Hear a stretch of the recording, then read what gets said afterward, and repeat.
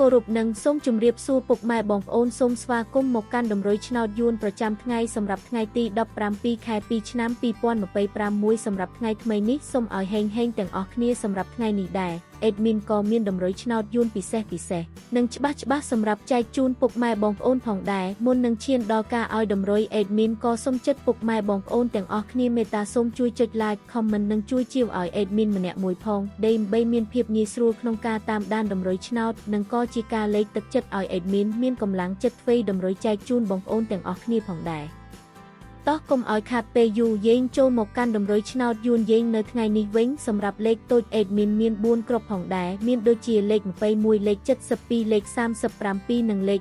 59សម្រាប់ប៉ុស ABCD សម្រាប់លេខអូខ្ទង់អេដមីនក៏មាន2គ្រាប់ផងដែរមានដូចជាលេខ30សម្រាប់អូខ្ទង់និងលេខ50អូខ្ទង់ដូចគ្នាចូលមកកាន់លេខពិសេស3លេខយើងវិញអេដមីនមាន3គ្រាប់ផងដែរមានដូចជាលេខ487គុណលេខ100គុណនិងលេខ721គុណផងដែរចាសសម្រាប់វីដេអូតម្រុយឆ្នោតយើងនៅថ្ងៃនេះបានឈានមកដល់ទីបញ្ចប់ហើយនាងខ្ញុំសូមជូនពរពុកម៉ែបងប្អូនដែរស្រឡាញ់និងចូលចិត្តលេខអេដមីនយកទៅធ្វើការផ្សងសំណាងសូមជូនពរឲ្យពុកម៉ែបងប្អូនទាំងអស់គ្នាហេងមានលាភមានជ័យចាក់ត្រូវគ្រប់គ្នាសូមជម្រាបលាជួបគ្នានៅថ្ងៃស្អែកបន្ត